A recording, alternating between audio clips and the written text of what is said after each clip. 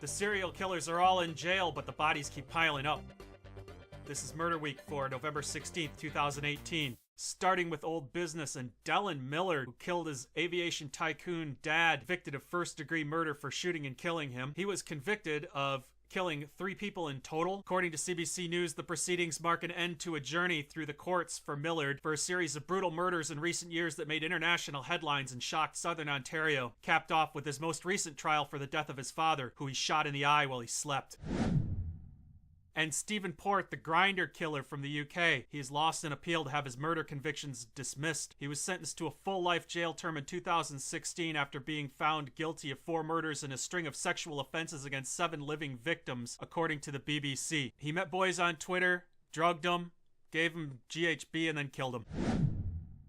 Meanwhile, in Ocala, Florida, according to WFTV9, a suspect who said he had committed more than 90 murders has confessed to the 1982 slaying of Rosie Hill in Ocala. 20-year-old Rosie Hill was found dead in the woods in Ocala 36 years ago, and after all that time, a serial killer just confessed to the crime. Channel 9's Megan Cruz spoke to the victim's mother tonight. The Marion County Sheriff's Office says 78-year-old Samuel Little confessed to the murder last month. He's already serving time in California for 3 murders and is suspected of dozens more across the country. At least tonight, Rosie Hill's family finally has some answers. This was one of the last photos Minnie Hill took with her daughter Rosie. The 20-year-old's body was found dumped in some woods off of County Road 326 in Ocala in 1982. 36 years later, and investigators say this man, 78-year-old Samuel Little, just confessed to Rosie's murder. I was shedding tears, but they was happy tears, rejoicing tears. The Marion County Sheriff's Office says it initially suspected Little all those years ago, but didn't have enough evidence then to charge him. A detective got to question him again last month.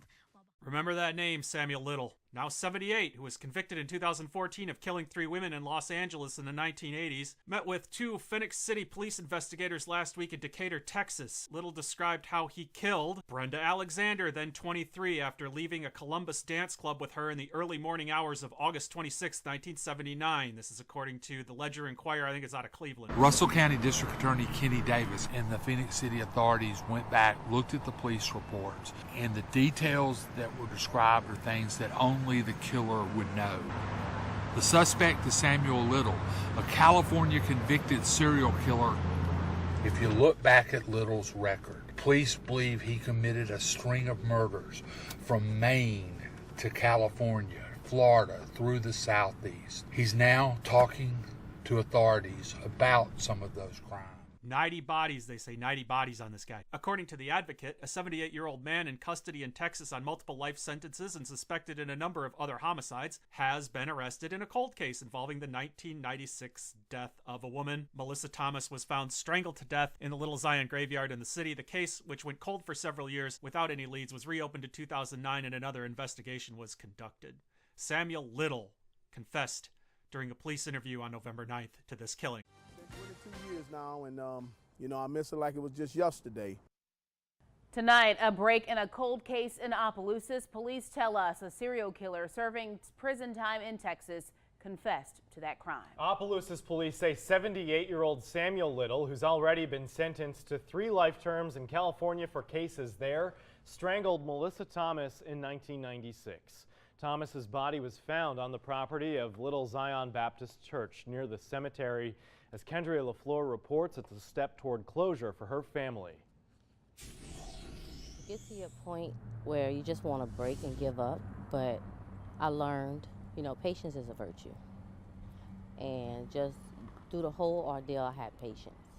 It's patience that's taken 22 years for the Thomas family to finally get answers as to who killed their sister, Melissa Thomas, in 1996. It's been 22 years now, and I miss it like it was just yesterday. The case was reopened in 2009 when Melissa's sister reached out to police. One of the things that compelled me was when she said that her parents died from a broken heart. And she said, I would have loved for them to know what happened to her. And she said, I want to know what happened. And this year, Opelousas police learned about Samuel Little after Texas police told them he had confessed to murders similar to Melissa's. It's just shocking to know that many people was murdered under one person.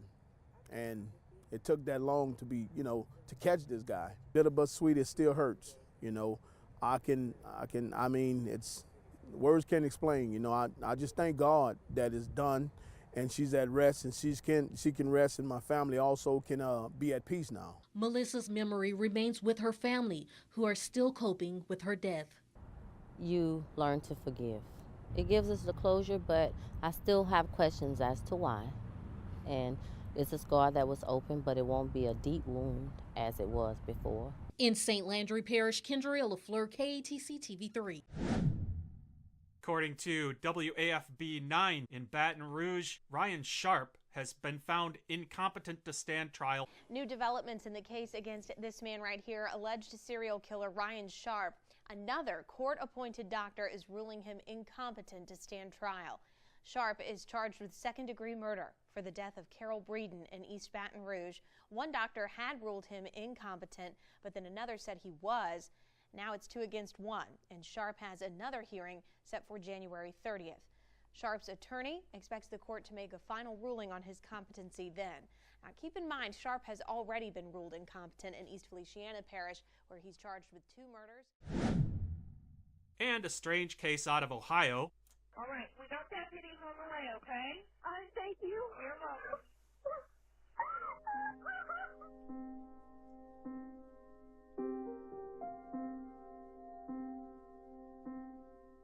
We have obsessively focused on solving this case. We've been patient when it was painful to be, running down every lead.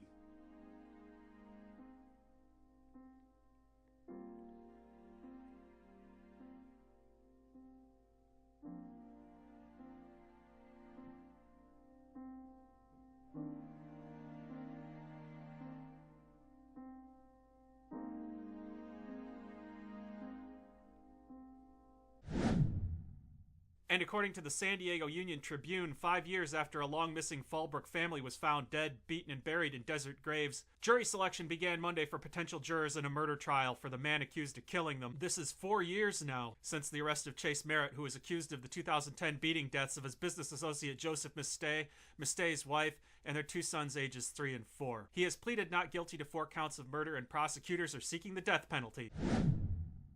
Jamie Kloss is still missing. Just Tracy Butler and Roz Varon, ABC. Today marks 1 month since 13-year-old Jamie Kloss disappeared and her mother and father were found shot to death in Wisconsin. Now the FBI says it's examining additional surveillance video taken from an expanded perimeter around the family house. Investigators believe Jamie was abducted during her parents' murders, and so far they've cleared more than 2,300 tips in the case. Tune in next week. We got 10 episodes left. Like, subscribe, and hit the bell. You haven't got much time left.